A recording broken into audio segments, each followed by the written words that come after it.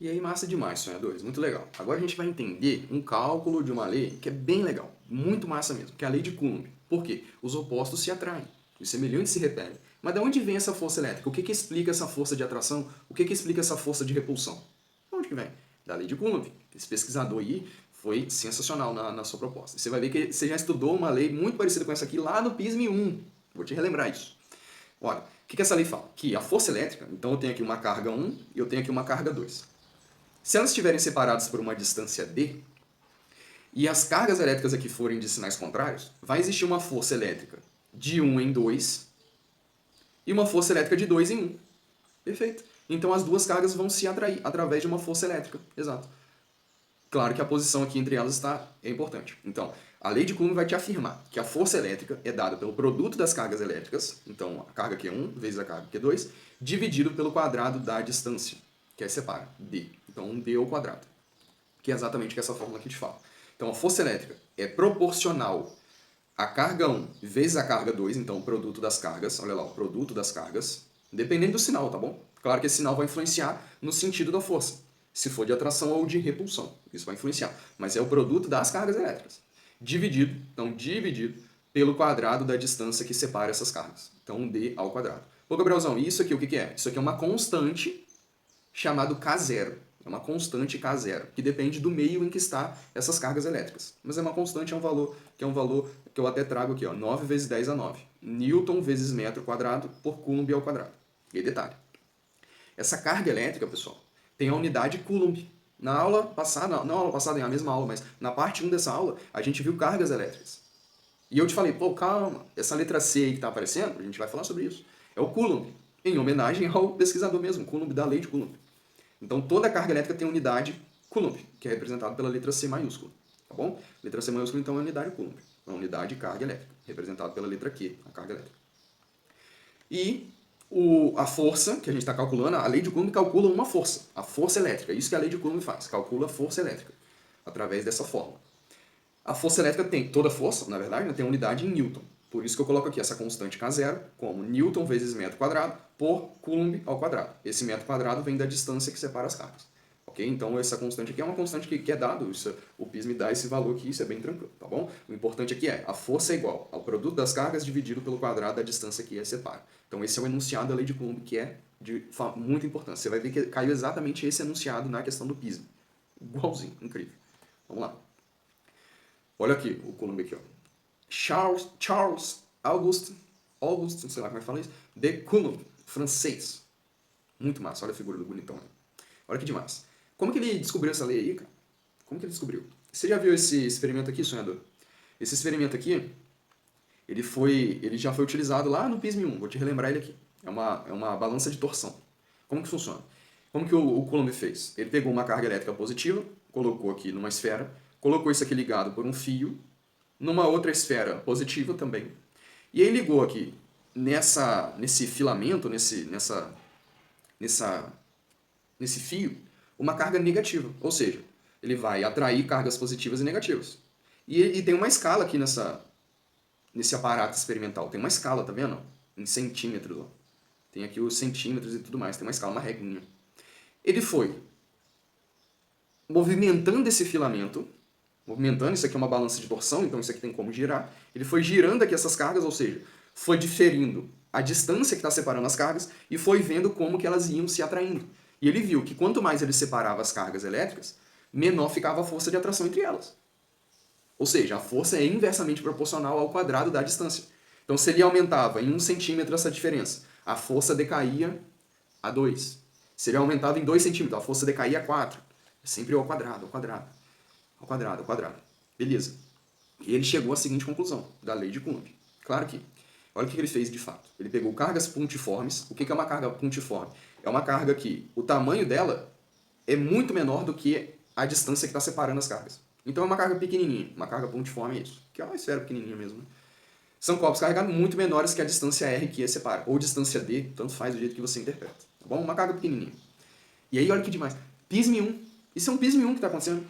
Essa força elétrica é uma força que obedece à terceira lei de Newton.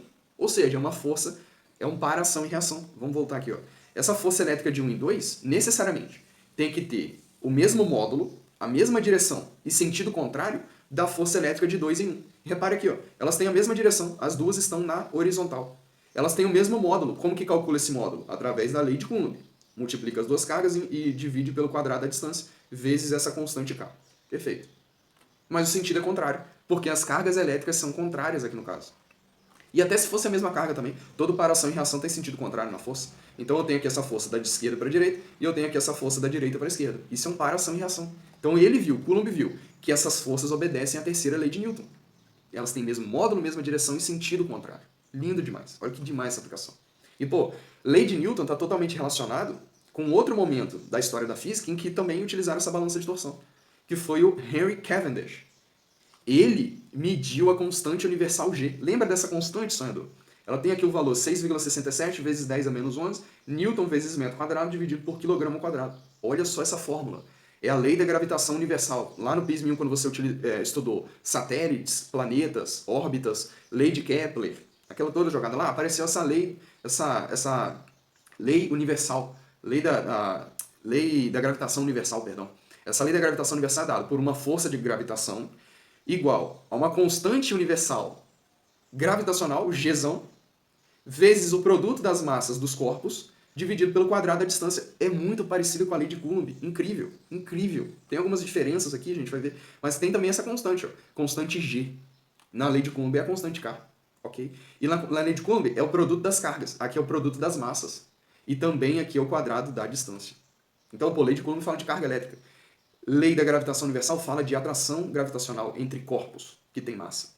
Mas o experimento foi o mesmo. O Cavendish fez também um balanço de torção, tá vendo? Duas esferas, ele rotaciona isso aqui, ó. Ele rotaciona essa fibra de quartzo, ele rotaciona isso aqui que tem um espelho, tá vendo? Ele rotaciona. E essas massas, essas esferas com massa, vão se aproximando ou vão se afastando. Então não tem atração elétrica, mas tem atração gravitacional. Olha que lindo, olha como que a física está toda interligada. PISM 1, então, a gente estudou isso. E agora no PISM 3 a gente está vendo a lei de Coulomb, que matematicamente é a mesma coisa. Uma constante vezes o produto de duas coisas, dividido pelo quadrado da distância. Matematicamente é o mesmo cálculo. É o mesmo cálculo. Mas aí tem algumas diferenças. Qual que é a diferença? Cavendish estudou a atração gravitacional. E a atração gravitacional só tem como ser atrativa. No nome já está escrito, né? Atração gravitacional. Só tem como ser atrativa. Não tem como dois corpos que têm massa se repelirem. Não. Só tem como eles se atraírem. Então essa força é totalmente atrativa. A lei de Coulomb pode ser tanto atrativa quanto repulsiva, porque depende do sinal da carga. Viu a diferença básica? Bem tranquilo. Se a carga for de mesmo sinal, essa força é repulsiva. Elas vão se afastar. As cargas vão se afastar. E se a carga for de sinais contrários? Aí os opostos se atraem, o romantismo todo. Tranquilo? Tá vendo como tá tudo conciliado? Tá tudo interligado? Muito massa, né? Perfeito. Atenção às unidades, Coulomb, carga elétrica em Coulomb, força em Newton e a constante K em Newton vezes metro quadrado por Coulomb ao quadrado. Ok. Beleza? Você vê o experimento é igualzinho, cara. Incrível. Eu acho isso muito massa. Muito massa. Vamos fazer uma aplicação dessa forma? Vamos aplicar essa forma aqui no exercício de fixação e aí a gente já faz um exercício do PISM também. Beleza? Porque agora eu quero analisar um exercício em que tenha várias cargas. Várias cargas. Não tem só duas. Não são só duas cargas. Não é só um dipolo, não. Eu tenho agora carga positiva e carga negativa. As três estão no mesmo sistema. E eu vou querer identificar o seguinte. Essas cargas puntiformes, então a carga é muito menor do que a distância que as separa. Elas estão no eixo X, então estão todas aqui na horizontal. A carga 1 tem esse sinal. 1 nanocoulomb. Nanocoulomb esse nano é 10 a menos 9, tá bom? 10 a menos 9 coulomb. Então 1 nanocoulomb. A carga 2. Não, e aí a carga 1 está a 2 centímetros da origem. Então eu tenho aqui ó, o zero da escala, 2 centímetros para a direita, eu tenho a carga 1. A carga 2 tem menos 3 nanocoulomb, então menos 3 nanocoulomb, e ela está localizada a 4 centímetros da origem. Então eu tenho aqui 4 centímetros da origem. A carga 3 está exatamente na origem do eixo cartesiano, então a gente só está se orientando enquanto a posição das cargas. A carga 3 está exatamente no ponto zero, e ela tem uma carga de 5 nanocoulomb. Qual é a força elétrica? Então, utilize a lei de Coulomb. Utilize a lei de Coulomb. Qual é a força elétrica total exercida por Q1 e Q2 sobre uma carga Q3?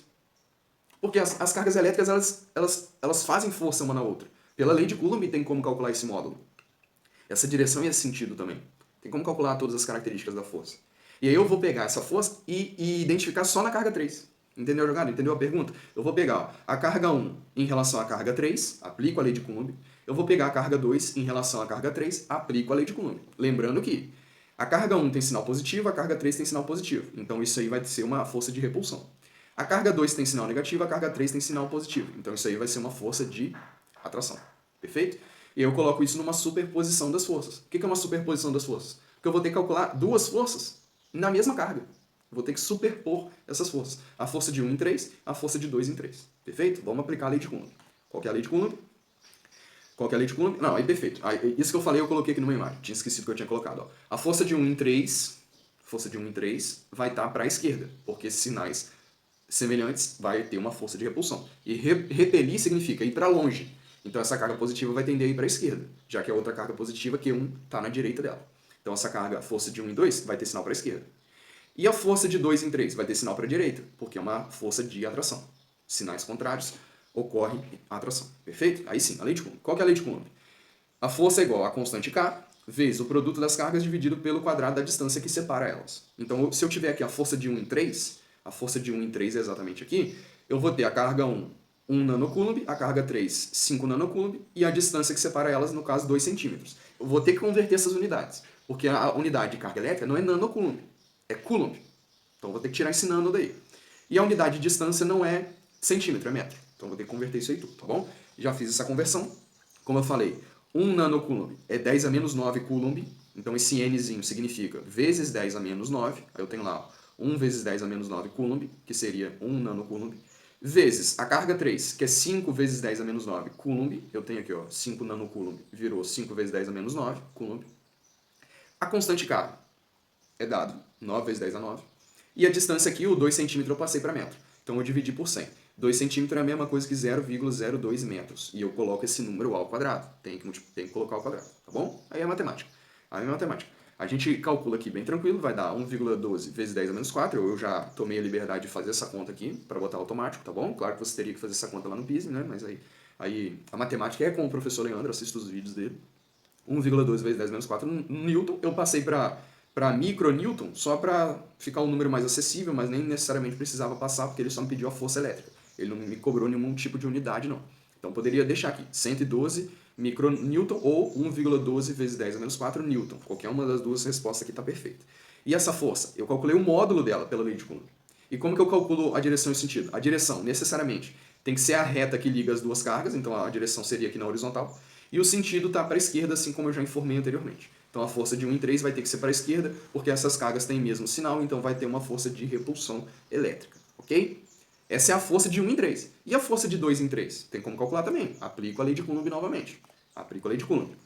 Detalhe aqui, ó, eu coloquei a força de 1 em 3 com sinal negativo, porque ela está no sentido negativo do eixo X. Isso aqui é importante, esse sinal aqui é importante. Ela está no sentido negativo, ela está apontando para a esquerda.